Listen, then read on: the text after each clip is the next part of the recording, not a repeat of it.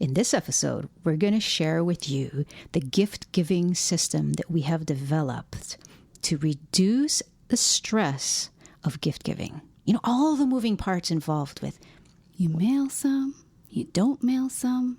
Some are perishable. Oh, boy. I'm Siena. And I'm Toast. We're partners in love, life, and music. And we've been together since 2001. With each episode of this podcast, our goal is to help our fellow LGBT community members lift their lives to the next level.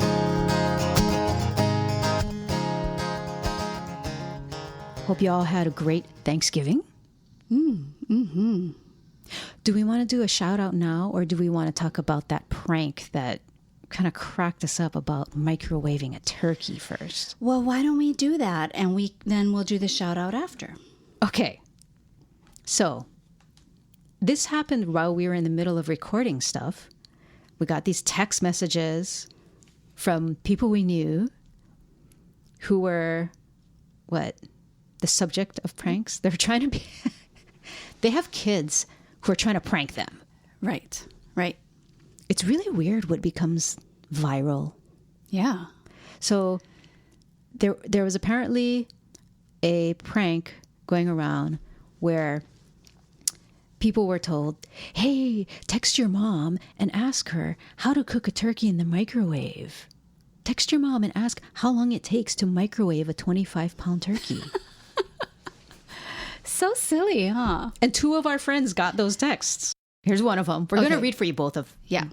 So here's one of them. And so this is the text our friend sent to us, just replaying the conversation she had with her daughter. So this is all our friend speaking. So my daughter texted me saying she and friends are making turkey dinner. How do you microwave a 25-pound turkey because the oven is too small, but the micro is bigger? Do you see where this is going? I told her, it's not April Fool's. She said, really, Mom, even if it's defrosted and cut in half? And I said, it's not possible to find a 25-pound bird. Plus, it's going to be tough as hell. And then a few hours later, my brother texted me asking me, hey, so my niece, his daughter, hey, so-and-so texted me asking how long to microwave a turkey. About 4 or 5 hours, right? My brother is asking me, who doesn't cook. And I told him, that's a joke. Because I was just texted by a friend. So I knew in advance that, okay, that's a joke. She's trying to kid you. But here's what you have to know about Siena's brother. He is a full-on, martial arts, totally tactical dude.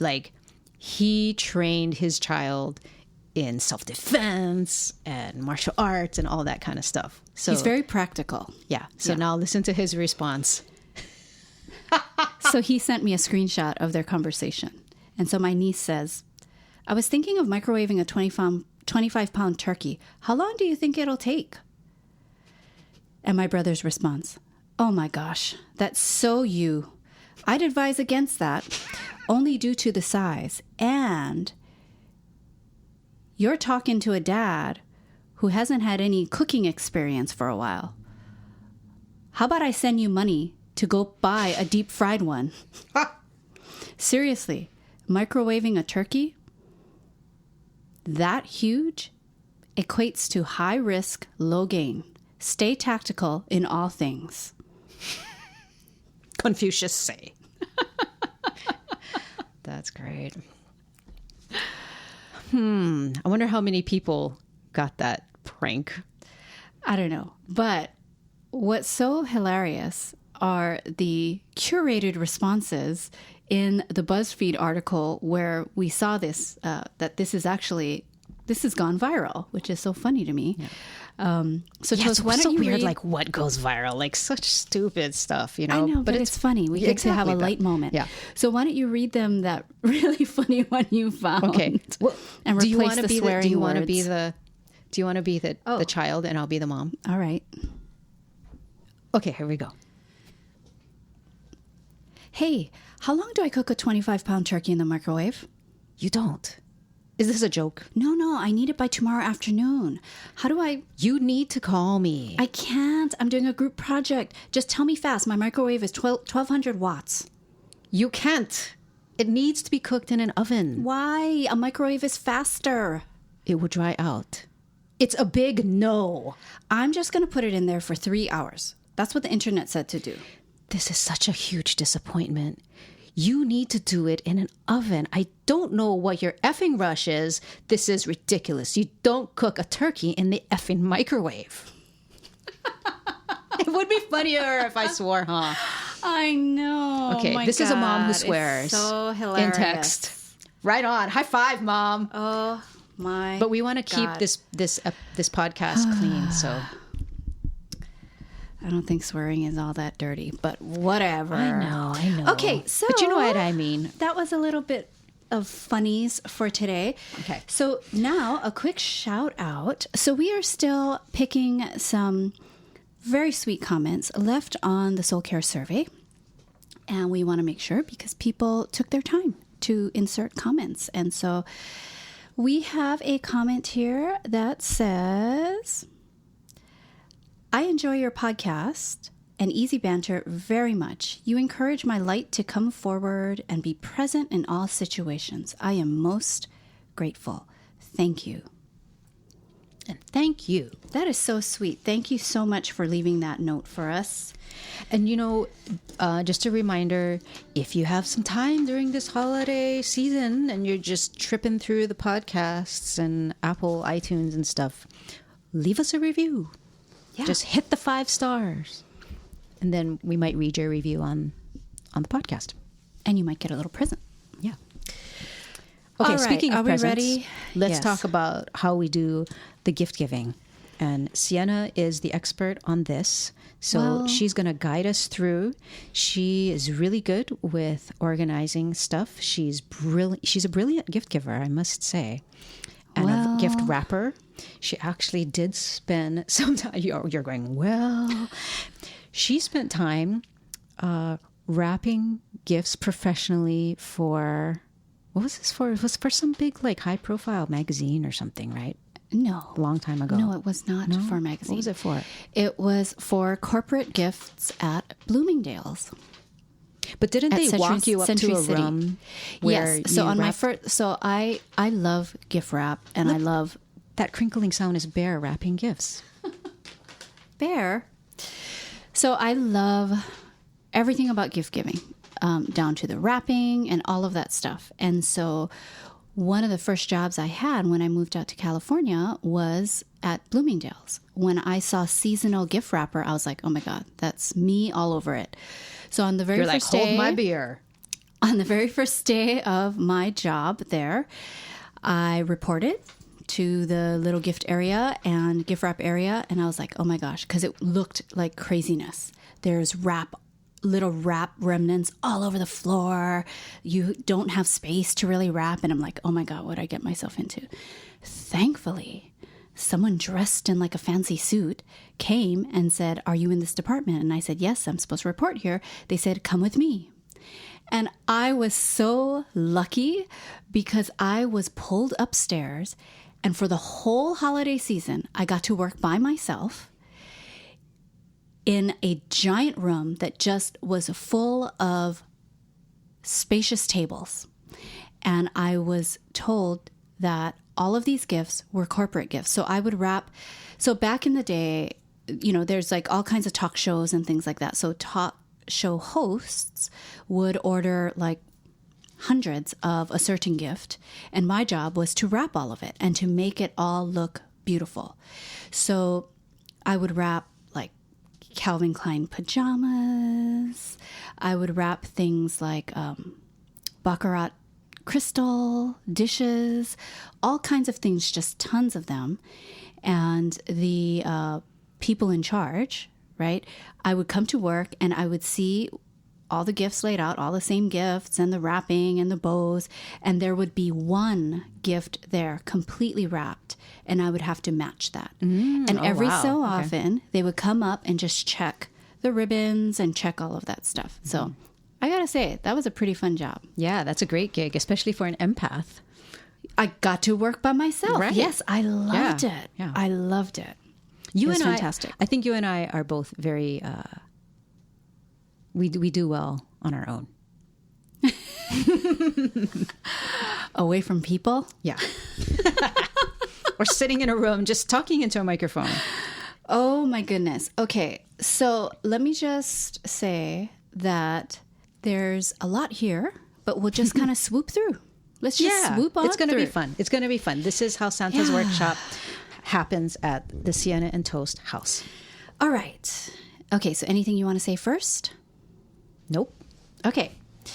So for Toast and I, we have all of our family, almost all of our family, in Hawaii, spread across 3 different islands. And now that we've moved to Portland, we have a lot of friends in California that we've given gifts to. So our task of gift giving, or our joy of gift giving, is pretty overwhelming because we have a lot more now to mail. So we have this year decided to scale it back a little bit since all of our California people, we're mailing them now. Postage is a thing. Postage is a thing, and I will cover a little bit of that later. So being organized through the process is the thing that will help you to enjoy the holidays and this wonderful gift-giving ritual even more so when you feel just organized and you're like, okay, I can do this. Right. Then you can focus on the joy part of it instead of the Oh, stress of it. My gosh. And I think we're like probably a lot of people because we live in our society's become very mobile over the past generation. So many people, I think, live far away from their family. Yeah. Or people move. true. And so, yeah, I think a lot of people are mailing gifts. So true. that's why. Okay, so one of the processes that I've already done. So this is something that if this resonates to you, then you might need to do this first. I'm just giving you a little quick backstory. So the first thing I do is, or that I have done, because I have everything now in a Google Sheet, so I don't need to keep doing it, because every year I was doing this crazy process. So the first thing you do is you write down all the people that you are planning to give a gift to. Then the next thing you do is you sort your list according to which recipients do I have to actually mail a gift to and which are going to be in-person giving. So now you have 2 lists, the ones you mail to, the ones you give in person. Then the next thing you do is you start brainstorming the gifts you're going to be giving these people. And one of the things that I'll say is start thinking maybe of standard gifts you can be known for, where the recipient really looks forward to that gift every year. It's not less of a gift, it's actually really nice to give something to someone every year that they really enjoy. It's kind of nice to have a tradition. It is. Because that's what it is when it's predictable. Right. And we have gifts that, for example, my family gives us that we know what it is and we look forward to it. Right? Yeah. And your mom loves her planner calendar. Right. That's And what we give that her every year. We give her this. We know exactly which calendar to give her. Yep. And she depends on us for that calendar. Yep. She will even say, can you send it already? I can't wait till Christmas. I'm a planner. Toast parents also love the Trader Joe's pumpkin pancake mix. So, there's certain things and they like those things. So you can kind of take, when people say, oh my God, I love that, we enjoyed it so much. you can, put a little star there or something like, okay, maybe that can be the thing that I give every year. It really helps, especially if they loved it. So the next thing you're going to do now that you have your mailing and your in-person list is you're going to, as you're thinking of the gifts to give, think of your broad categories. So this is just on our end here. Our categories are food. So what that means to us is Trader Joe's. Since most of these food gifts are going to people in Hawaii, and Hawaii doesn't have a Trader Joe's. So then we're putting TJ next to the recipients that will get a food gift. Okay. And then another broad category for us is gift cards. Now, okay, I know gift cards, some people feel like, well, Siena, not very thoughtful. Yeah, Siena, you and I have gone back and forth about this and discussed, should we give a gift card? Feels so impersonal. I think the point with the gift card is you have to know if the recipient, if you think, would they love a gift card? Instead of either writing off gift cards altogether or making your whole list gift cards, if okay, you know what? 95% of my list would love a gift card. But there's that 5% that you feel like, ooh, you know what? I better put a little more effort, more thought into really securing something super special for them. Mm-hmm. Then you do that. Yeah. And that's a part of the art of gift giving, is knowing the person that you're giving to. Yeah. Because I personally am the type of person, you love a gift card. I appreciate a gift card. Thank you. Yeah. So, but we also have friends who we know they would prefer not that to you have picked a gift something card. out Yeah, for them. they would prefer that you pick something out. Yeah. Mm-hmm. So true. So again, go to the recipient. Who is getting the gift? And think about them and what they would prefer. So we have the gift card category of gifts. And then we also have, thankfully, Amazon. Okay, we have the Amazon category, which is, I'm so grateful for. Okay, I know there's issues with Amazon, but I got to tell you right now, they saved my life. So Amazon, that's a category. And then the last category we have is just other. And other basically means, let me think a little further into what we actually want to give certain people.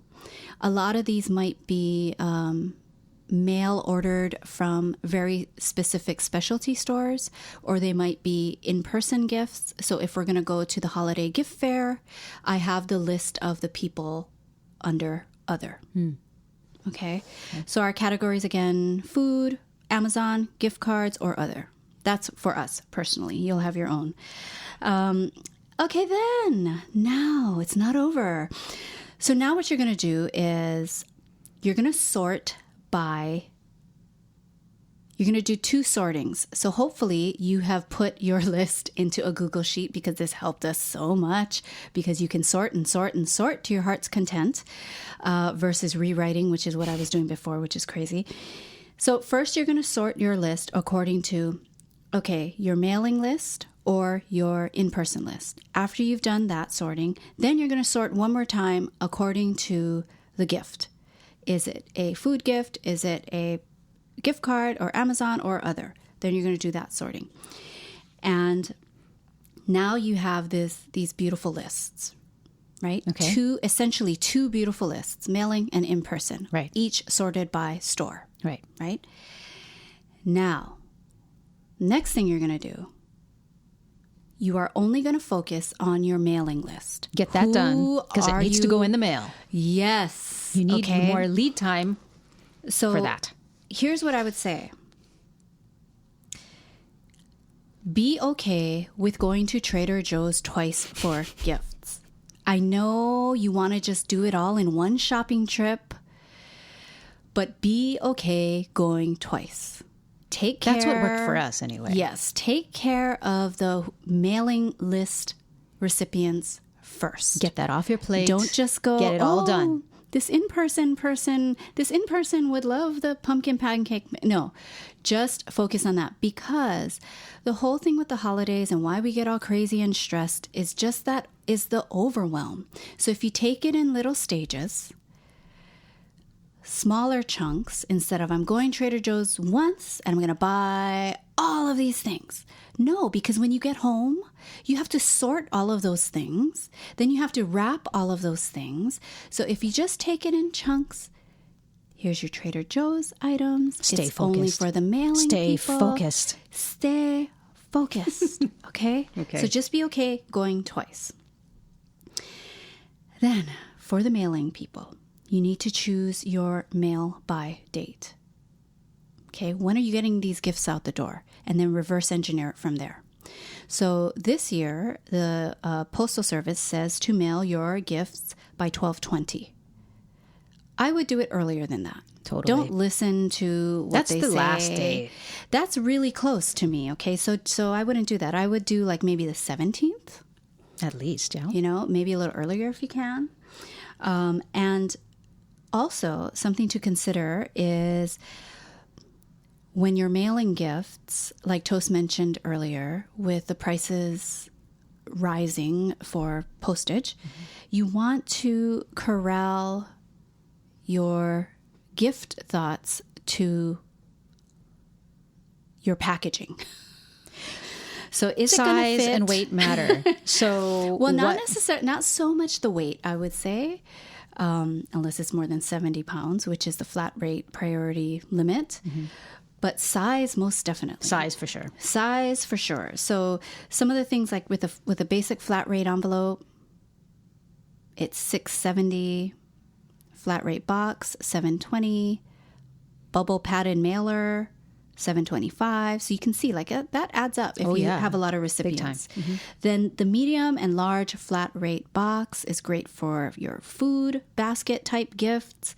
Medium flat rate $13.65, large is $17.40. So think of, okay, how am I going to mail this? Right. So you want to make sure that when you set your budget, you budget in your postage as well. And that's kind of it.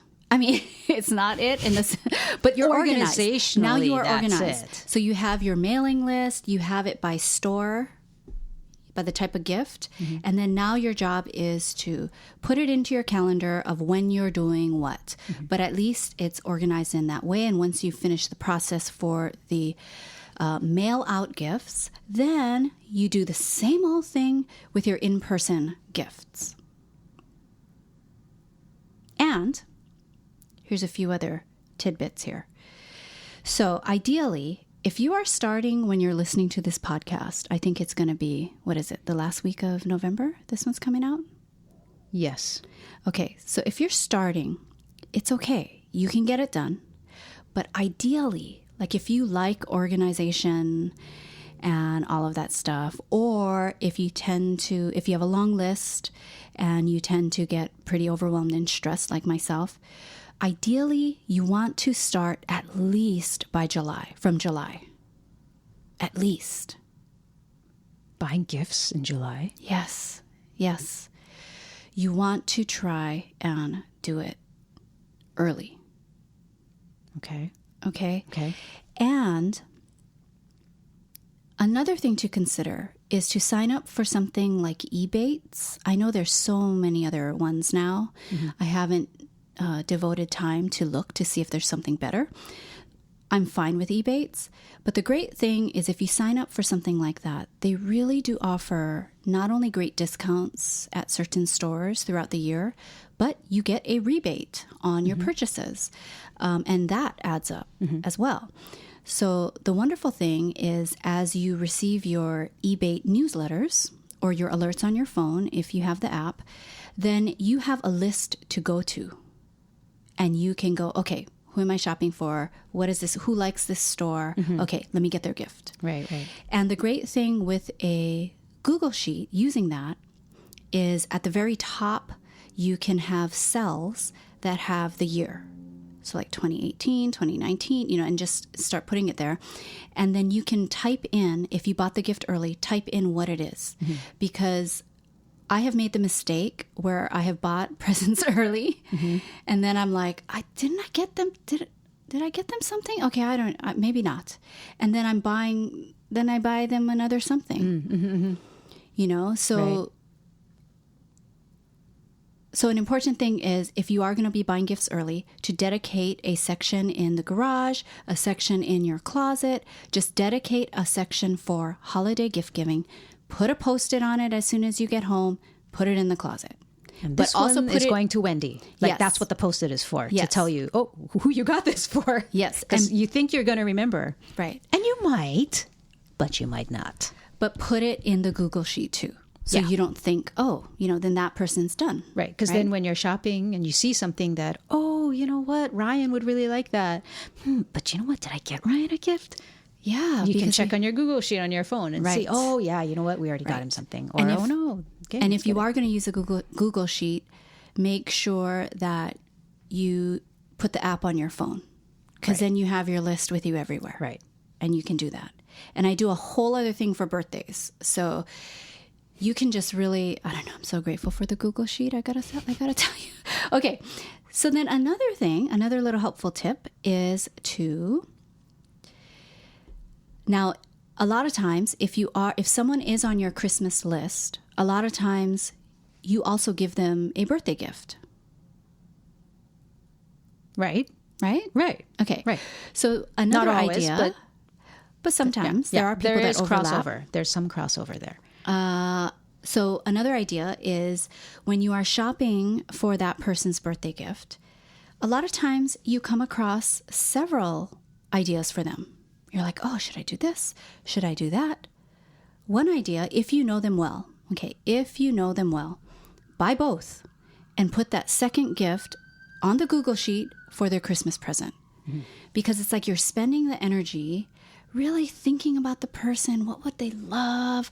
What do I want to do for them? What would they, and so you want to just, that's one efficient way to do it. Right. And it also helps with the budgeting too. Yes, because not everything is happening November and December. Right. So, but that's really only if you know them well, because then you are faced with the return exchange policies and all of that stuff. True. And another tip is, I know we mentioned perishables in the very, very at the very top of the podcast.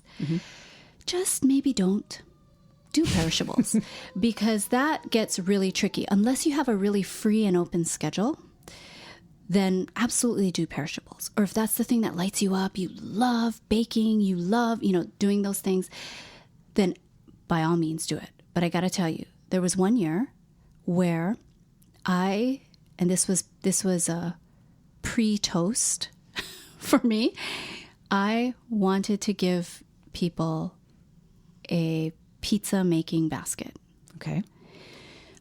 All of that is perishable. Okay. So the only thing, and what the basket had in it was a beautiful jar of homemade pizza sauce with tons of herbs. I could do that ahead, but not so far ahead, right? They were all in cute jars. They all had cute little labels, but I had it in the fridge.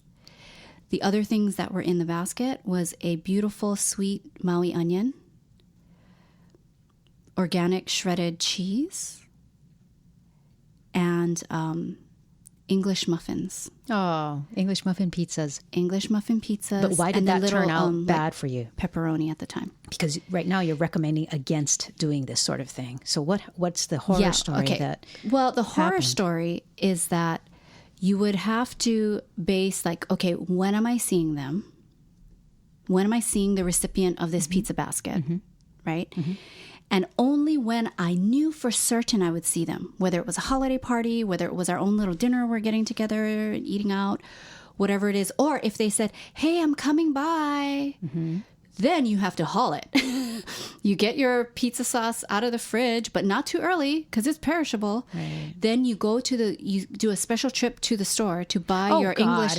Because your English muffins are perishable too. Okay. There's a date. So you're basically saying... Then you're buying the onion at the same time. It's a fun idea, but it's a pain in the butt is what you're saying. You're buying your cheese. It Because wouldn't you love a pizza basket? I would. I'm wanting to eat a pizza right now. And it is fun. But what I would say is maybe just do one. Unless you're a housewife in Orange County with nothing else to do, right? Yeah, okay. Got it. Is there anything in that comment that might be...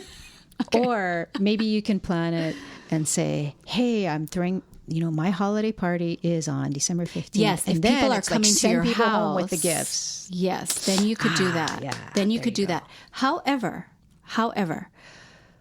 why that idea might be still flawed. Okay. Flawed is a strong word. But if you're having your party, your fridge is probably full. And your cheese, your shredded cheese, your pizza sauce, your little pepperoni things, all of that still needs to be in the fridge. Yeah. So I don't know. So the only other scenario in which it might possibly work is if you decide to block out an entire day that you're going to drive around. You're driving around. Distributing your pizza kits. Yes, absolutely. Yeah. But in that case, just you know what the flaw in that is the person needs to be home to accept it. Absolutely. Yeah. So, just don't do it. Yeah, don't do perishables. That was a good okay. Suggestion, piece of advice. Just don't do it. Now, for the cookie people who love to give cookies, but they feel a little stressed doing it so close. Okay. What you can do, if you are willing to maybe compromise with the recipe, like say if you are like, no, I have to do this certain type of cookie, then too bad. I'm sorry. You're going to be stressed.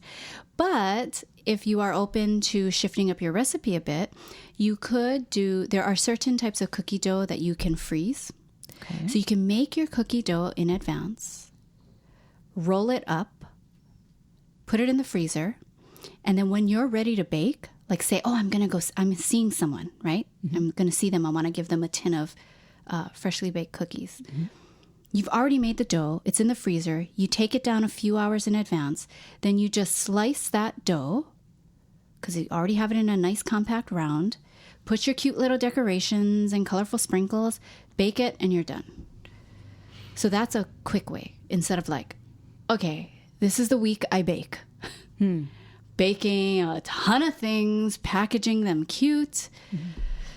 And then yet, if you want to do that, because it brings you joy, wonderful. All right. Okay. So how all the different types of people do holidays. I know. All their different ways. Okay. So I do have one last little bit here. Okay. I get so excited about this. Is it too long? Are we going too long? No, this is the last bit. Okay. All right. Okay. So another thing you might want to keep in mind and do early is to have extra gifts on hand and or hostess gifts on hand in your gift closet where all your gifts are with Post-its on them. You want to have hostess gifts and extra gifts. And, one of the things that I would say for nice gifts would be to have maybe some of your favorite candles. And now here's something I'll say about candles. Candles are not overrated if you're giving them to a person that loves candles. Okay? You have to know the recipient because some people are sensitive to smells. Some people hate right? candles. So you just have to know your recipient. And the person that hates candles will say, oh my God, I have too many candles. But if you are a candle lover and you can never have too many candles. You can never have. They are in your closet. And when you're done with one candle, you go to your candle closet and you're like, oh, look, what am I going to choose?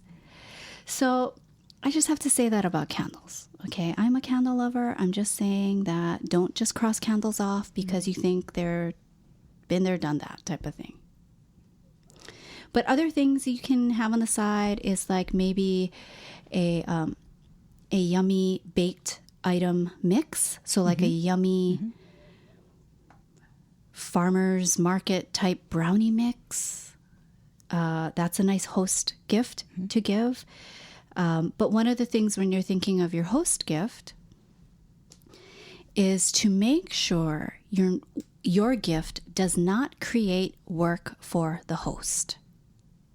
Particularly if you're giving this host gift at a big shindig type of party where the host is already burdened with hosting the party, right? That's what you're talking about, right? But that's what a host gift is. It's for the host. They're hosting something, so they're already overworked, or you know what I mean. Like they have a lot of things to think of. There's a wide range of gatherings. So on one end, it might be a really casual type of gathering where there's really not much work because we're all just going to meet at my house for pizza or something, and that's one end. But on the other end, if it's a really big, elaborate type of festivities, for sure that there's a lot of pressure for sure on that. the host.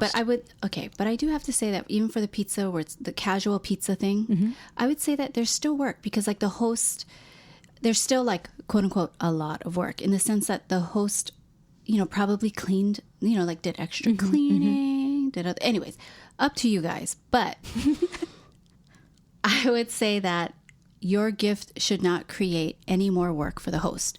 So for instance, if you were not asked to bring food to the party, do not bring a cooked dish to the party because that creates for the host, where am I going to put it on the table? How does it go? Like, does this, they have gone to great lengths to think of the menu. And if it's a potluck though, yes, absolutely, you could bring an extra food gift. But if it's like a dinner that's being hosted, if you were not asked to bring a food gift, don't bring a food gift. Meant to be served that night. Meant to be served. You can bring a little food gift of, let's say, like the separately wrapped stuff that you just tell them, oh, this is for you later. Absolutely. Like these are this is a box of chocolates for you guys later. Yes. Right. You could even give that host a beautifully wrapped log of frozen cookie dough that they can just throw it in their freezer and you just say, here, this is for Sunday morning. You can bake some cookies and have coffee, as a nice relaxing thing. But it's not for work for you to do tonight. Exactly. And even, unless it's family, unless you know the person really well, I also would, if you want to bring flowers, make sure your flowers are in a vase. They're already done so that the host doesn't have to stop in the middle, find a vase, cut off the ends, find the vase, and then arrange the flowers when she might have something in the oven or he might have something baking or whatever it might be. And, there's just so much, but it's like, we're already over time. No, this is good. You have I have a huge list. So I'm going to pick one more tidbit for host gifts instead of going through this whole list. And that would be if your host has pets, a great thing is to give the pet a gift. It doesn't necessarily need to be used directly by the host. People love their pets. So think of their pet, their pets and all of that. So that can be my last host gift little idea. But what I will say, okay, so now we've gone through all of that and something new that Toast and I are going to try. So this is a new tip that you guys can try with us, or maybe you already do this. So something that we used to do is whenever it's time for wrapping gifts, we have everything out at one time, and we have maybe 2 wrapping marathon events. Right. But I gotta say that has not been working for me. Okay. Toast. For the past 17 years, that has not been working for me. And you're only telling me now. It's not been working. So I think because, like we said, I personally love to wrap a present. Right. But when you see all that you have to wrap and you're trying to do it in one sitting for the mail out and then another sitting for the in-person, it takes the joy out of it. Okay. Because I start to rush it. I feel like, oh my God, there's so many more. I'm just on this one little one.